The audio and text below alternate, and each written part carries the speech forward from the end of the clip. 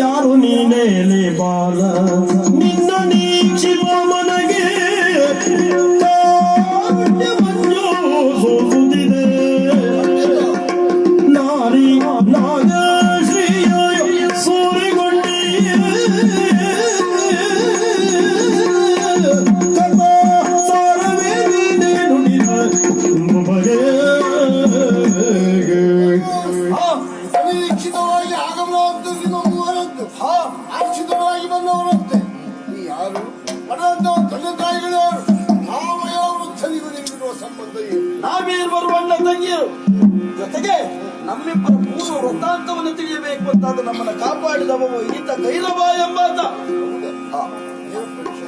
ಇವತ್ತಿನ ಕಥೆ ಅಲ್ಲ ಸ್ವಾಮಿ. ಸುಮಾರು 20 ವರ್ಷಗಳ ಹಿಂದೆ ನರ್ಮದಾ ನದಿಯತ್ತ ಹೋದವ ನಾನು ಮೀರಿಡಲಿಕ್ಕಾಗಿ ಬಲೆಯನ್ನು ಬೀಸಿದೆ. ನೋಡುವಾಗ ಒಂದು ತೊಟ್ಟಿಲು ತೇಲಿ ಬಂತು. ಎತ್ತಿ ನೋಡುವಾಗ ಅವಳಿ ಮಕ್ಕಳು, ಒಂದು ಗಂಡು ಒಂದು ಹೆಣ್ಣು. ಗಂಡು ಮಗುವನ್ನು ಮಹಾರಾಜರು ಕೊಟ್ಟೆ, ಹೆಣ್ಣು ಮಗುವನ್ನು ನಾನು ಸಾಕಿದೆ. ಆ ಗಂಡು ಮಗು ಬೇರೆ ಅಲ್ಲ, ಇವನೇ. ಹೆಣ್ಣು ಮಗಳು ಇವಳು. ಹೌದು. ಭಯ ಮಕ್ಕಳು ಕೊಡವಿಪನದ ಕೇಳಿ ಶುಭ್ರಾಂಗನನು ಕಂಡು ಎಡತೋಳ ದೃಢವಾದ ಮಚ್ಚೆಯು ದಾರಿಗೆ ಕೊರಳಲಿ ಅಡಗಿರೆ ಮುದ ತಡೆದ ಮದನಾರಿ ನಿನ್ನ ಲೀಲೆ ಇದೆಲ್ಲ ಮದ ಮುಗಳನ್ನು ಶಿಕ್ಷಿದೆ ಬದುಕಿಸಿದೆಯ ವಂಶನತೆಯನ್ನು ನೀಡಿದ್ದು ಸದಯದೊಂದಿಯ ಶಿವನೇ.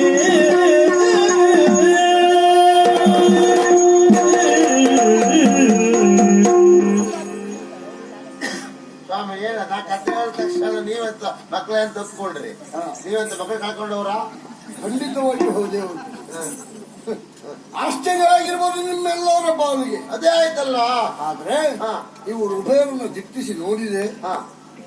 ಕರುಳ ಸಂಬಂಧ ಏನಿದೆ ಅರ್ಥ ಆಯ್ತು. ಕರುಳ ಸಂಬಂಧ ಹೇಳಿದೆ ನೀನು. 20 ವರ್ಷಗಳ ಹಿಂದೆ ನರ್ಮದೆಯ ತಟಾಕದಲ್ಲಿ ಸಿಕ್ಕಿರುವಂತ ಉಭಯ ಮಕ್ಕಳು ಎನ್ನುವುದಾಗಿ. ಹೌದು. ಈ ಪೌದನಾಪುರದ ಅಧಿಕಾರ ಸೂತ್ರವನ್ನು ಗ್ರಹಣ ಮಾಡುವ ಪೂರ್ವದಲ್ಲಿ ಶಿಷ್ಟಾಚಾರದಂತೆ ಶರ್ಮಿಳೆ ಎನ್ನುವಂತ ಹೆಣ್ಣಿನ ಕರಗ್ರಹಣ ಮಾಡಿದ್ದೆ ನಾನು. ನನ್ನ ಅವಳ ದಾಂಪತ್ಯದ ಪ್ರತೀಕವಾಗಿ ವರ್ಷ 1ರಲ್ಲಿ ಗರ್ಭಿಣಿಯಾದಳು. ಚೊಚ್ಚಲ ಹೆರಿಗೆಯನ್ನು ತವರು ಮನೆಯಲ್ಲಿ ಆಗಬೇಕೆಂಬ ಕಾರಣಕ್ಕಾಗಿ ಸೌರಭ ನಾಡಿಗೆ ಅವಳನ್ನು ಕಳುಹಿಸಿಕೊಟ್ಟೆ. ಒಳ್ಳೆಯದು. ಅಲ್ಲಿಂದ ಬಂದಿರುವಂತಹ ಶುಭ ಸಮಾಚಾರ, ಉಭಯ ಮಕ್ಕಳಿಗೆ ಜನ್ಮ ಕೊಟ್ಟಿದ್ದಾರೆ ಎಂಬುದಾಗಿ. ಒಳ್ಳೆಯದು. ಮಕ್ಕಳನ್ನು ಹೆಂಡತಿಯನ್ನು ನೋಡುವುದಕ್ಕಾಗಿ ಸೌರಭಕ್ಕೆ ಹೋಗದೆ ಕರೆತರಬೇಕೆಂಬುದಾಗಿ ಮುಂದುವರೆದಂತಹ ಕಾಲ ರಾಜಪುರೋಹಿತರು ಆಡಿರುವಂತ ಮಾತು, ಹೆಣ್ಣಿನ ಕುತ್ತಿಗೆಯ ಬಲಭಾಗದಲ್ಲಿಯೂ ಗಂಡಿನ ಎಡತೋಳಿನ ಮಚ್ಚಿರುವ ಕಾರಣ ಅರಿಷ್ಟ ಸೂಚಕ. ಈಗ ಬೇಡ ಅಂತ ಹೇಳಿದ್ರು. ಹಿಂತಿರುಗಿ ಬಂದ ಪೌದನವು ಸೇರಿದೆ. ತಿಂಗಳಾರು ಕಳೆದು ಹೋಯಿತು.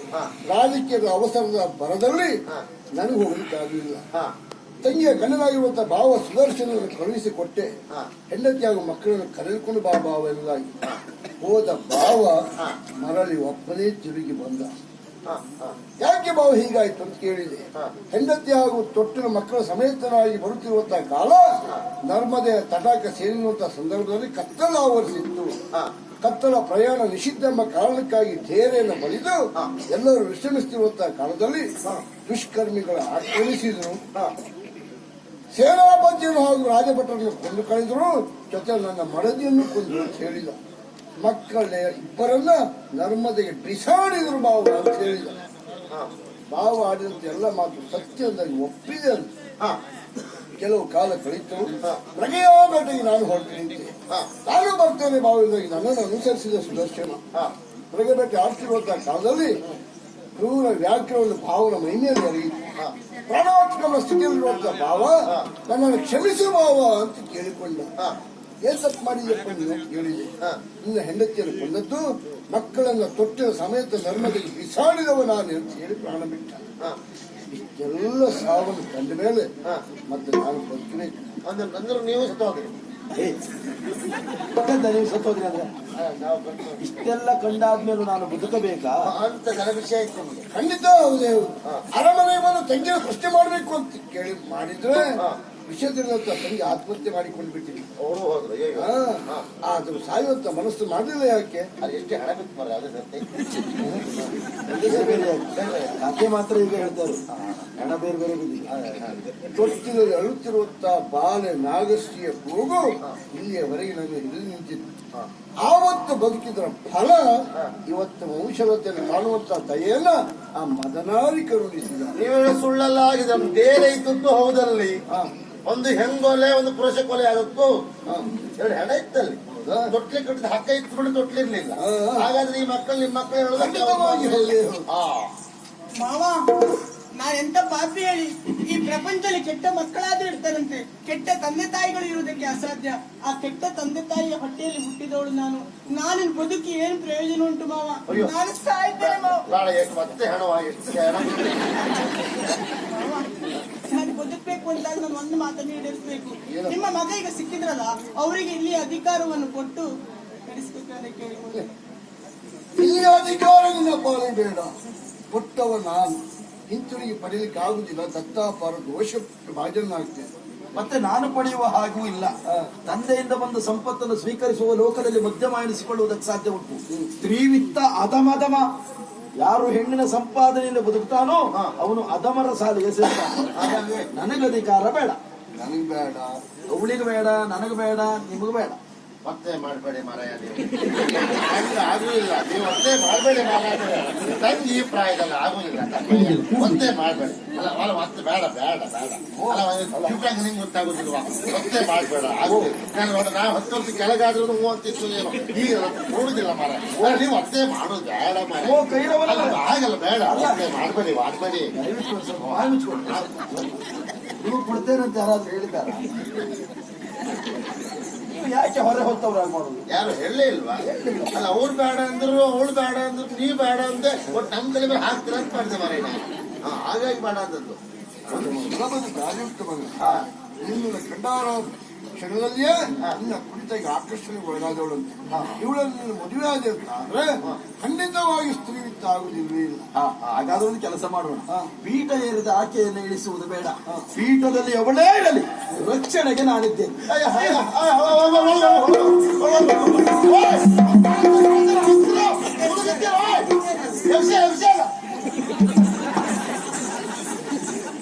ಆದ್ರೆ ಇವಳನ್ನು ಮದುವೆ ಆಗುವುದಕ್ಕಾಗುವುದಿಲ್ಲ ಅಂತ ನಾನು ಹೇಳುವುದಿಲ್ಲ.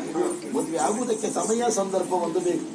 ಹಾಳಾದ ನನ್ನ ತಂಗಿಯ ಬದುಕೆನ್ನುವುದು ಸರಿಯಾದ ವಿನಃ ನಾನು ಮದುವೆ ಆಗುವುದಕ್ಕೆ ಸಾಧ್ಯ ಇಲ್ಲ. ಮಾವ, ಅದಕ್ಕಾಗಿ ಚಿಂತೆ ಮಾಡಬೇಕಾದಂತ ಅವಶ್ಯಕತೆ ಇಲ್ಲ.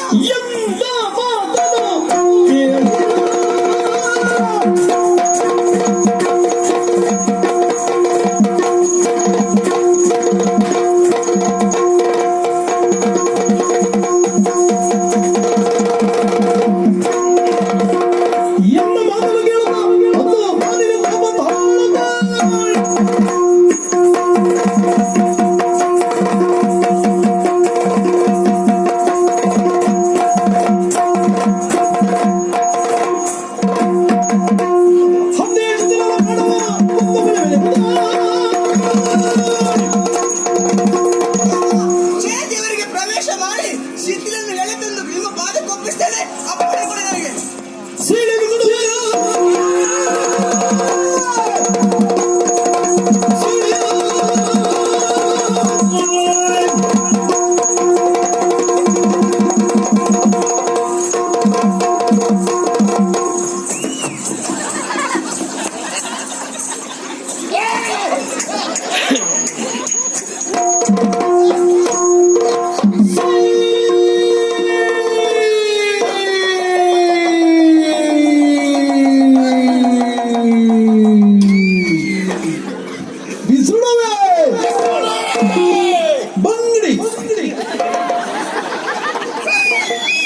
ಎಂತ ಬಂಡಿ ಹೇಳುದ ಅಲ್ಲ.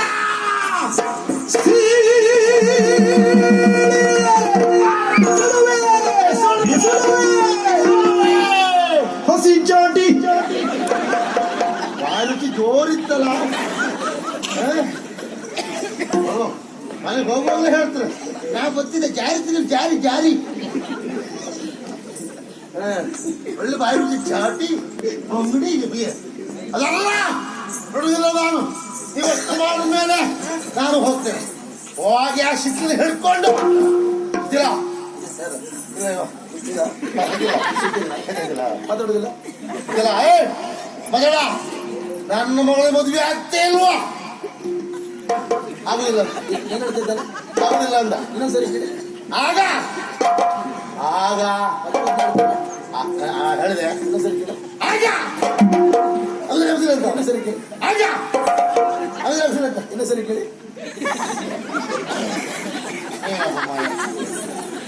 ಕೇಳೋದಿಲ್ಲ. ಏನ್ ಮಾಡ್ತಾರೆ? ಹೇಳಿದ್ದಾಗ ಅವನು ದುಡ್ಡು ಹೇಳಿದ ತಲೆ ನಿನಗೆ ಎಂತ ತಲೆ ಹಾಳಾಗಿದೆ? ಯಾಕೆ ಅವನ ತಲೆ ಕಡಿದ್ರೆ ಏನಾಗ್ತದೆ? ಅವನು ಸಾಯ್ತಾವ. ಅವ ಸತ್ತು ನನ್ನ ತಂಗಿಯ ಭವಿಷ್ಯ ಹಾಳಾಗುದಿಲ್ಲ. ನಿನ್ ತಲೆ ಎಲ್ಲಿ? ತಲೆ ಮರ ಹೆಚ್ಚು ಕುತ್ತಿಗೆ ಮೇಲೆ ಇತ್ತ, ಬುದ್ಧಿ ಮಾತ್ರ ಎಲ್ಲೋ ಇತ್ತು ನೋಡು. ಹೆಚ್ಚು ಕಡಿಮೆ ಆಯ್ತಲ್ಲ ಈಗ? ಏನೇ ಇರಲಿ ಅದೊಂದು ವ್ಯವಸ್ಥೆ ಆಯ್ತಲ್ಲ ಅವಳಿಗೆ. ಏನ್ ಬೇಕೀಗ? ನಾವು ಬರ್ತೇವೆ. ಎಲ್ಲೋಗ? ಶಿಥಿಲರನ್ನು ಶಿಕ್ಷಿಸಲಿಕ್ಕೆ ನೀವೆಲ್ಲ ಮುಂದುವರಿದು ಬೇಡ. ಹಾ. ಮಾಡಿದ ತಪ್ಪಿನ ಅರಿವಾಗಿ ಹಾ. ಶಿಥಿಲ ಮಹಾರಾಜ ಬಂದರೂ ಬಂದಾನು. ಅಲ್ಲ ಅವಲ್ಲೇ ಅಂತ ಬರ್ತಾವ, ಇದೆಲ್ಲ ಹೋಗುದಿಲ್ಲ ಅವ.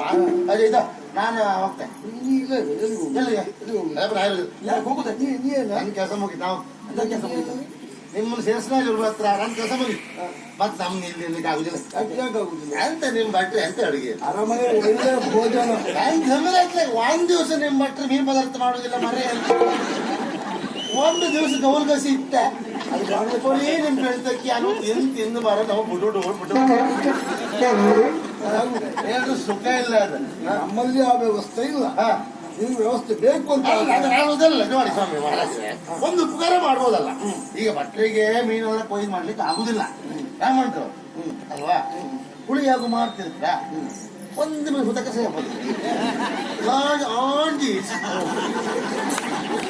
ಅದನ್ನೇ ಆಂಜಿ ತೆಗೆದಿಟ್ರೆ ನಂಗಾಗುದಿಲ್ವಾ? ನೀವು ಒಬ್ಬನೇ ಊಟ ಮಾಡೋಲ್ಲ ನಮ್ಮಲ್ಲಿ. ಒಳ್ಳೆ ಗೌರ ಬೇಡ ಬಿಡಿ.